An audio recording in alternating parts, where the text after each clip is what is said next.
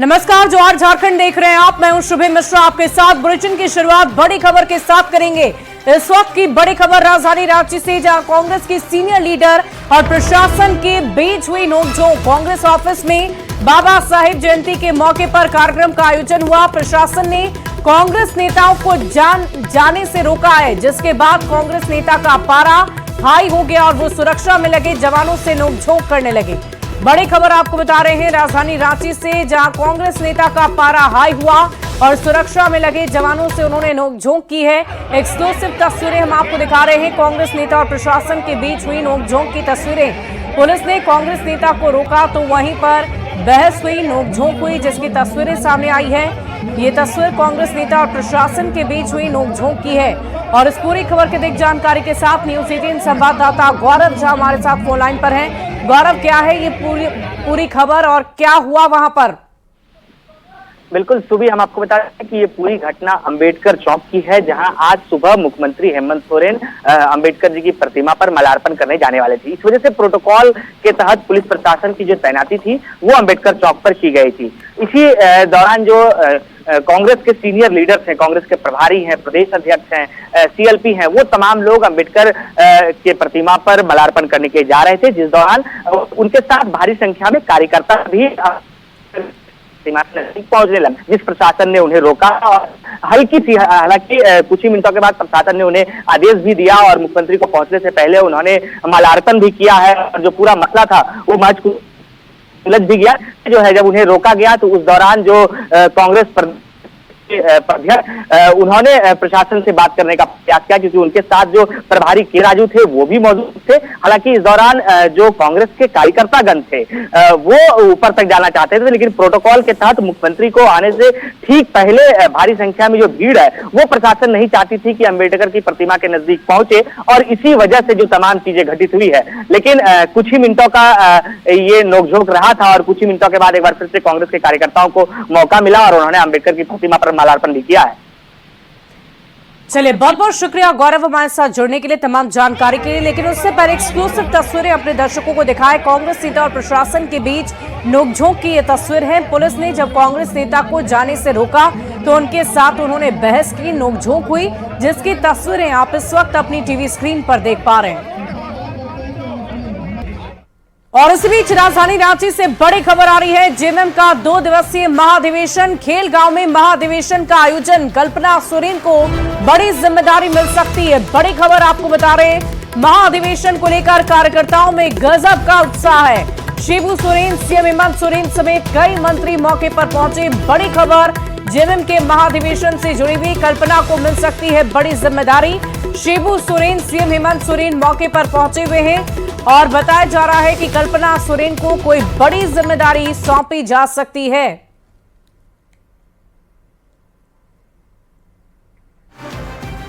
तो कल्पना सोरेन को मिल सकती है बड़ी जिम्मेदारी, ऐसी चर्चा विधानसभा चुनाव के वक्त से ही की जा रही है। और जेएमएम का महाधिवेशन चल रहा है और ऐसे में चर्चा है कि पार्टी में उन्हें कोई अहम पद, कोई अहम जिम्मेदारी सौंपी जाएगी। कार्यकर्ताओं का हुजूम चारों तरफ से आ रहा है, इसी में समझ में आ रहा है कि कितना उत्साह है। आपके क्षेत्र से कितने लोग लगभग आए हैं और क्या क्या संशोधन आज हुआ? हमारे क्षेत्र से 150 लोग आया है कार्यकर्ता। क्या क्या अंदर इस 2 दिवसीय अधिवेशन में? अब अधिवेशन के अंदर तो आप जान ही रहे हैं, पहले राजनीतिक प्रस्ताव आएगा, उस पर बहस होगा, फिर सांगठनिक प्रस्ताव आएगा, उस पर बहस होगा, उसके बाद फिर कल हम लोग आगे देखेंगे क्या करना है। महाधिवेशन की तैयारी झारखंड मुक्ति मोर्चा कर रही है और इसी महाधिवेशन से पहले जो झारखंड मुक्ति मोर्चा के तमाम कार्यकर्ता हैं वो यहां पर पहुंचने लगे हैं। झारखंड के मुख्यमंत्री हेमंत सोरेन के साथ साथ जो केंद्रीय अध्यक्ष झारखंड मुक्ति मोर्चा के हैं यानी शिबू सोरेन, वो भी आज के महाधिवेशन में शामिल होने के लिए खेलगांव परिसर पहुंच गए। एक महत्वपूर्ण अधिवेशन, हर 3 साल के बाद आयोजित होने वाला ये अधिवेशन है। और ये तस्वीरें हैं कि मुख्यमंत्री हेमंत सोरेन, कल्पना सोरेन और उनके साथ साथ जो केंद्रीय अध्यक्ष हैं यानी शिबू सोरेन हैं वो इसमें पहुंचेंगे। उनकी ही अध्यक्षता में जो पूरा कार्यक्रम होना है यानी कि महाधिवेशन होना है, 2 दिवसीय ये महाधिवेशन है, ये महत्वपूर्ण इस वजह से भी हो जाता है क्योंकि इसी महाधिवेशन के बाद जो है वो झारखंड मुक्ति मोर्चा का नया संविधान जो है वो लागू हो जाएगा। यानी 3 साल तक झारखंड मुक्ति मोर्चा कैसे काम करेगी, झारखंड की जब भी बात आएगी तो शिबू सोरेन की चर्चा होगी। और इसी वजह से झारखंड मुक्ति मोर्चा ने जब अपना 13वां महाधिवेशन किया है तो उस दौरान जो है गुरुजी की उपस्थिति यहाँ महत्वपूर्ण हो जाती है। उन्हें यहाँ से मंच पर ले जाया जाएगा, स्वसम्मान जो है दीप प्रज्वलित कर कार्यक्रम का शुभारंभ किया जाएगा क्योंकि अलग अलग राज्यों से जो झारखंड मुक्ति मोर्चा के कार्यकर्ता हैं उन्होंने इस कार्यक्रम में शिरकत किया है। इसके साथ साथ अलग अलग जिलों को जो है वो जिम्मेदारी दी गई थी, गाड़ी से सीधे वो उन्हें नीचे उतारा जा रहा है, यानी शिबू सोरेन को नीचे उतारा जा रहा है, उन्हें मंच पर ले जाया जाएगा और उसके बाद जो है उनकी अध्यक्षता में झारखंड मुक्ति मोर्चा अपना 13वां केंद्रीय महाधिवेशन करेगी। हमने आपको कहा कि आपकी स्क्रीन पर जो कल्पना सोरेन दिख रही होंगी यानी गांडी की जो विधायक है, पहली बार झारखंड मुक्ति मोर्चा के किसी महाधिवेशन में वो शिरकत कर रही हैं और ये महाधिवेशन उनके लिए इस वजह से खास हो जाता है क्योंकि उन्हें आज के इस महाधिवेशन में बड़ी जिम्मेदारी देने की बात चल रही है। और शिबू सोरेन यहाँ आप देख सकते हैं कि वो सीधे यहाँ से मंच पर जाएंगे, व्हील चेयर पर उन्हें जो है वो मंच पर ले जाया जा रहा है। और चलिए अब आपको सीधे जेएमएम के महाधिवेशन में लिए चलते हैं जहां झारखंड के मुख्यमंत्री सभी को संबोधित कर रहे हैं। यहाँ के आदमियों के ऊपर के चेहरे पर, किसानों के चेहरे पर, मजदूरों के चेहरे एक खुशी झलकने लगी, एक चैन की सांस लो, सर्वांगीण विकास होगा। लेकिन बड़ी दुर्भाग्य की बात है हमारे सिपाही अलग राज्य की लड़ाई लड़ते थे, राज्य का विकास किस पैमाने पे होना है ये रही। और आप सबको पता है चुनी हुई सरकार के माध्यमों से होता है, लोगों के हाथों में चला गया, जिनको यहाँ के किसान, गरीब, कमजोर, दलित, पिछड़ा, चिन्हित से कोई लंबी लड़ाई के बाद थोड़ा थक सा गया और हम लोगों की आंखों के सामने मुद्दे को हम लोगों ने देखा। आज हमारे विपक्ष सरकार चलाया करते थे और अलग अलग माध्यमों से जिम्मा उन्हें मिला। झारखंड मुक्ति मोर्चा के नई पीढ़ियों इस राज्य में उस तानाशाह सरकार को हटाने का संकल्प किया। अलग राज्य की लड़ाई जिस तरीके से हमारे सपूतों ने आदरणीय विश्वगुरु शिबू सोरेन जी के नेतृत्व से लड़ाई लड़ी, ठीक उसी प्रकार इस तानाशाह सरकार को सत्ता से बेदखल करने का भी एक आंदोलन रूपी मुहिम चलाया गया। ताकत के बदौलत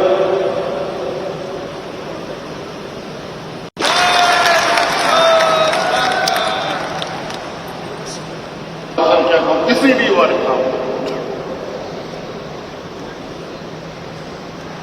2019 में यही कमजोर वर्गों की सरकार और उसका नेतृत्व करने का जिम्मा मुझे मिला। और आपने देखा। और इस बीच राजधानी रांची से बड़ी खबर आपको बताएं, श्री राम जानकी तपोवन मंदिर का शिला पूजन में शामिल हुए सीएम हेमंत सोरेन। सीएम हेमंत सोरेन ने रखी मंदिर की आधारशिला। अयोध्या की तर्ज पर बनेगा भव्य राम मंदिर। राम जानकी तपोवन मंदिर की जगह पर भव्य राम मंदिर का निर्माण होगा। बड़ी खबर आपको बता रहे हैं, श्री राम जानकी तपोवन मंदिर से जुड़ी हुई जिसकी आधारशिला झारखंड के मुख्यमंत्री हेमंत सोरेन ने रखी है। आधारशिला जो रखी गई है, हम चाहेंगे कि ये जल्द से जल्द पूरा हो। जो यहाँ के आस्था है उसको और मजबूती मिले। राम भक्तों की खुशी को और हम लोग बढ़ा पाए। इसके विस्तार नहीं, आज का तो सबसे शुभ दिन है कि जितने भी भक्त रहे यहाँ से जुड़े रहे, और जब अयोध्या में राम मंदिर बना तो ये लोगों के मन में ये एक चेतना जगी कि यहाँ राम जानकी मंदिर बने। ये एक पुराना मंदिर रहा है यहाँ का, और जब ये चेतना हुआ है तो आप देख रहे हैं कि हाथे हाथ सब लोगों ने अपना भूमिका निभाना तय किया है। अयोध्या में राम मंदिर की तर्ज पर अब रांची में भी राम मंदिर का निर्माण किया जा रहा है। ये आपको निवारनपुर में जो तपोवन मंदिर है वहीं पर इसका निर्माण किया जाएगा। आज इसका शिलान्यास कार्यक्रम हुआ। मुख्यमंत्री हेमंत सोरेन मुख्य यजमान के तौर पर पधारे। पूजा में खास क्या कुछ रहा, सीधे तपोवन मंदिर के जो मुख्य पुजारी उनसे जानेंगे कि आज जो पूजा हुई शिलान्यास पूजा, उसमें खास क्या रहा। देखिए, खास नहीं है, यही प्रधान है। चूंकि इसके बिना मंदिर का निर्माण असंभव है। शिला पूजन का ही मान्यता है कि मंदिर निर्माण का कार्य प्रारंभ किया जा रहा है। और चूंकि झारखंड में रांची में पहला नागर शैली विधि से मंदिर का निर्माण है, तो नागर शैली विधि का जो परंपरागत रिवाज है, उस रिवाज से पहले पूरे शिला पूजन, उसके बाद यहाँ का नेव का कार्य, उसके बाद यहाँ मंदिर जो पूरा बनना है वो केवल मकराना पत्थर से लगना है। चूंकि यहाँ न तो रड और सीमेंट का उपयोग करना है, तो इन सब विधि व्यवस्थाओं को देखते हुए सारा कार्य चल रहा है। जो आज शिलान्यास पूजा हो रही है वो पूजा दरअसल आप देख सकते हैं कि वो पूजा यहाँ पर अयोध्या से, भिवानी से, हिमाचल प्रदेश से, तमाम जगहों से पुजारी आए हैं और बाकायदा इसकी पूजा करा रहे हैं। आप देख सकते हैं कि शिला जो पूजन होता है उसको लेकर तमाम गणमान्य लोग यहाँ बैठे हैं। तमाम गणमान्य लोगों को पुजारी जो है वो शिला पूजन कराएंगे। तो समझ जाइए 100 करोड़ की लागत से अयोध्या की तर्ज पर रांची के निवारनपुर में, जहां की वर्तमान में राम जानकी तपोवन मंदिर है, वहीं पर भव्य मंदिर का निर्माण किया जाएगा। और जाहिर है कि इसको लेकर भक्तों में, श्रद्धालुओं में खासा उत्साह है। कैमरामैन संजीव तिवारी के साथ संजय कुमार सिन्हा, न्यूज 18 रांची। और इसी बीच बड़ी खबर हजारीबाग से, जहां बरकट्ठा प्रखंड क्षेत्र में यज्ञ नगर भ्रमण के दौरान हुए पथराव की स्थिति के बाद अब स्थिति सामान्य बताई जा रही है, लेकिन दोनों समुदाय के बीच स्थिति अभी भी तनावपूर्ण है। एसपी ने मोर्चा संभाला हुआ है। पूरा इलाका पुलिस छावनी में तब्दील कर दिया गया है। दरअसल कल बरकट्ठा के झुरझुरी गांव में नगर भ्रमण के दौरान पथराव हुआ, जिसमें कई महिलाएं घायल हो गई। बताया जा रहा है कि तीर बेचवा मस्जिद के पास पथराव की घटना हुई। पथराव और हिंसा से नाराज लोगों ने जीटी रोड जाम कर दिया और आगजनी कर विरोध भी जताया। जानकारी के अनुसार उपद्रवियों ने घर में रखे पुआल में आग लगा दी, जिस कारण करीब 6 जगह आग लग गई। अतिरिक्त एसपी अरविंद कुमार सिंह ने यह भी स्पष्ट किया है कि जो भी व्यक्ति कानून तोड़ेगा उस पर कार्रवाई की जाएगी। सोशल मीडिया के ऊपर भी रखा गया है, किसी भी तरह के अफवाह पर ध्यान न दें।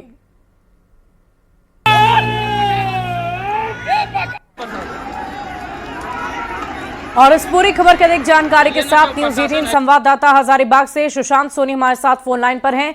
सुशांत, इस वक्त वहां के क्या हालात है, क्या जानकारी मिल पा रही है? देखिए, पुलिस प्रशासन ने जिस तरीके से पूरे हालात को नियंत्रण में कर लिया था, तो कहीं ना कहीं जो है अभी हर एक जगह पर पुलिस की जो है वो तैनाती देखने को मिल रही है। लेकिन हाँ, लोग जो है कहीं ना कहीं न्याय की मांग कर रहे हैं, इस घटना की जांच की मांग कर रहे हैं। तो वहीं अगर पुलिस प्रशासन की मांग ने तो इस पूरे मामले पर जिन लोगों ने ऐसी काम किया है या फिर कह ले कि जो सामाजिक सौहार्द बिगाड़ने का काम किया है, उन लोगों पर एफआईआर की जो है वो प्रक्रिया कर रही है। लोगों को चिन्हित कर जो है उन लोगों की कार्रवाई की जाएगी और उसके बाद जो है कार्रवाई करने के बाद आगे का जो पुलिस का कार्रवाई है वो देखने को मिलेगा। जी वाकई सुशांत, देखने वाली बात होगी कि आगे पुलिस इस पूरे मामले में कैसे आगे बढ़ती है, कैसे जांच पड़ताल होती है और कार्रवाई किस कदर की जाती है। इस पूरी खबर पर आप लगातार नजर बना रखें, हम फिर आपसे जुड़ेंगे और पूरी जानकारी लेंगे।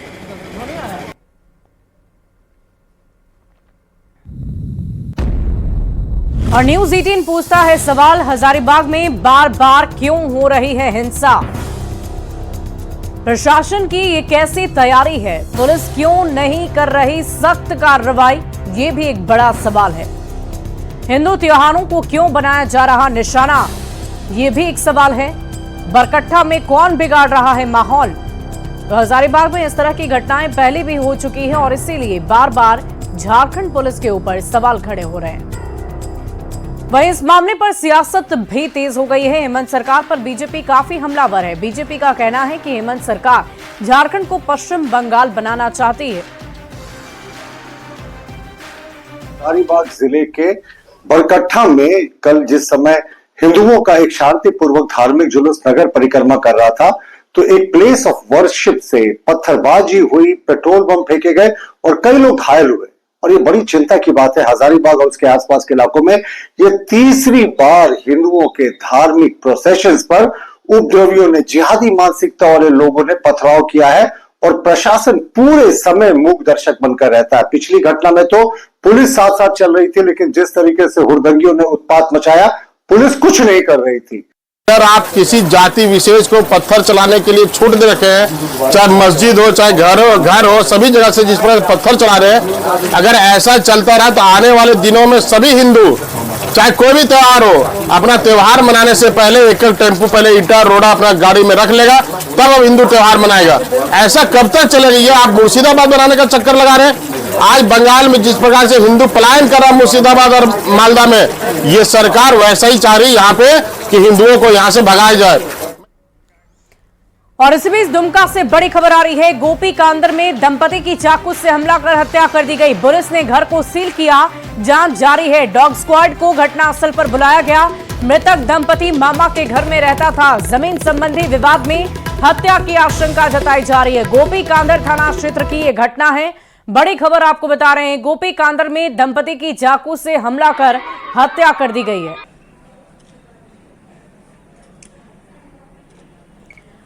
वहीं सिमडेगा से बड़ी खबर आ रही है। बैल चोरी के आरोप में मारपीट हुई है। मारपीट में दीपक किरकिट्टा घायल हुए। घायल युवक की इलाज के दौरान मौत हो गई है। शव को कब्जे में लेकर जांच में जुटी है पुलिस। चिमटी घाट के मेरूमडेगा बाजार की यह घटना है। बड़ी खबर आपको बता दें, सिमडेगा से जहां बैल चोरी के आरोप में मारपीट की घटना को अंजाम दिया गया। मारपीट में दीपक किरकिट्टा जख्मी हो गए। कि पर्व त्योहार ले इसने ले लेती बोलत रहे खड़ी काम करत रहे। का काम? बाल काटत रहे। तो का हो लगल? अब का होलक से तो मुझे तो पता न खेने। वहीं बोकारो से बड़ी खबर आ रही है। पिकअप से 150 पेटी शराब बरामद हुई है। शराब कारोबारी अनिल सिंह गिरफ्तार हुए हैं। मुखबिर की सूचना पर पुलिस ने कार्रवाई की। पेटरवार पुलिस ने चेकिंग अभियान चलाया। बालीडी इंडस्ट्रियल एरिया के पास का ये मामला बताया जा रहा है। बड़ी खबर बोकारो से आपको बता रहे हैं, जहां बालीडी इंडस्ट्रियल एरिया के पास ये पूरा मामला हुआ। पिकअप से 150 पेटी शराब बरामद हुई है। अवैध शराब के खिलाफ आज पेटरवार थाना पुलिस को बड़ी कामयाबी मिली है। पेटरवार थाना पुलिस ने चेकिंग के दौरान एक पिकअप बोलेरो को जब्त किया है। बोलेरो में 150 पेटी विदेशी अवैध शराब पकड़ा गया है। वहीं अगर बात करें तो इस मामले में एक चालक को भी हिरासत में लिया गया है। पुलिस के मुताबिक यह शराब बालीडी इंडस्ट्रियल एरिया से लोड कर कहीं ले जाया जा रहा था। इसकी सूचना जब पेटरवार थाना प्रभारी को मिली तो जांच के क्रम में यह गाड़ी और शराब को जब्त किया गया है। हम कह सकते हैं कि बालीडी इंडस्ट्रियल एरिया शराब के मामले में बदनाम है, क्योंकि बिहार की टीम ने यहाँ छापेमारी कर भारी मात्रा में अवैध शराब बरामद किया था। वहीं अगर बात करें तो अवैध तरीके से यहाँ विदेशी शराब की बॉटलिंग प्लांट को भी जिला प्रशासन और पुलिस ने डिकोड किया था। तो हम कह सकते हैं कि जिस प्रकार से विदेशी शराब आज एक बार फिर से जब्त हुआ है और बालीडी का कनेक्शन फिर सामने आया है, तो हम कह सकते हैं कि यह जांच का विषय है कि आखिर बालीडी में शराब कैसे निर्मित हो रहा है। हम ये भी जानकारी मिली है कि यह शराब जो है पुराने कारोबारियों का ही है और उसे बिहार ले जाने की तैयारी की जा रही थी। हालांकि जो चालक है वो चाईबासा ले जाने की बात कर रहा है, लेकिन पुलिस अब इस मामले में जांच कर रही है कि आखिर इतना बड़ा जो खेप है वो गाड़ी में कैसे ले जाया जा रहा था। और बात करें तो गाड़ी में ऊपर से जो है वो सूखा नारियल दे दिया गया था ताकि पुलिस को कोई भनक नहीं लगे। लेकिन पुलिस की सूचना तंत्र ने जो शराब माफियाओं की जो मंसूबा है उस पर पानी फेर दिया है। अब देखना यह है कि पुलिस इस पूरे मामले को किस तरह से पूरे चैनल को डिकोड करती है। मृत्युंजय कुमार, न्यूज 18, बोकारो। जमशेदपुर के टाटानगर रेलवे स्टेशन को जल्द ही 2 नई वंदे भारत एक्सप्रेस ट्रेनों की सौगात मिलने वाली है। रेलवे ने इसको लेकर तैयारियां भी शुरू कर दी है। प्रस्तावित ट्रेनों में एक टाटानगर से वाराणसी और दूसरी टाटानगर से बिलासपुर के बीच चलेगी और इनके परिचालन की संभावित शुरुआत अप्रैल के महीने में हो सकती है। माना जा रहा है कि यह फैसला यात्रियों की बढ़ती संख्या और बेहतर कनेक्टिविटी में और भी ज्यादा बेहतरी आए, इसको ध्यान में रखकर लिया गया है। और आज भारत रत्न बाबा साहेब डॉक्टर भीमराव अंबेडकर की जयंती है और इस अवसर पर धनबाद के डीआरएम चौक पर स्थापित बाबा साहेब की प्रतिमा पर माल्यार्पण किया गया। नेता प्रतिपक्ष बाबूलाल मरांडी, विधायक राज सिन्हा समेत तमाम बीजेपी नेता और कार्यकर्ताओं ने बाबा साहेब की प्रतिमा पर माल्यार्पण कर उन्हें श्रद्धा सुमन अर्पित किया है। बाबा साहब भीमराव अम्बेडकर जी का जन्मदिन है और आज हम सब ने उनको श्रद्धा सुमन अर्पित किए और मैं समझता हूँ कि आज के तारीख में बाबा साहब भीमराव जी की जो प्रासंगिकता है, उन्होंने देश के प्रति, समाज के प्रति, राष्ट्र के प्रति जो उनके खास, आज हम उन्हें याद करते हैं और उनके बताए हुए रास्ते पर हम सबको चलते हैं। आज बाबा साहब भीमराव अम्बेडकर जी की जयंती है और ये महान पुरुष थे। भारत का जो आज हम जो संविधान को मानते हैं वह उनकी देन थी और दुर्भाग्य यह है कि बाबा साहब को आज तक, आजादी के बाद से आज तक, कुछ लोगों ने बाबा साहब के नाम को बुनाया, लेकिन वास्तव में बाबा साहब के प्रति उनके दिल में कोई आस्था नहीं था, कोई आदर का भाव नहीं था। बाबा साहब को हमेशा उन लोगों ने उपेक्षित करके रखा, केवल उनके नाम का। और फिलहाल इस बुलेटिन में अभी के लिए बस इतना ही। आप बने रहे न्यूज़ 18 बिहार झारखंड के साथ।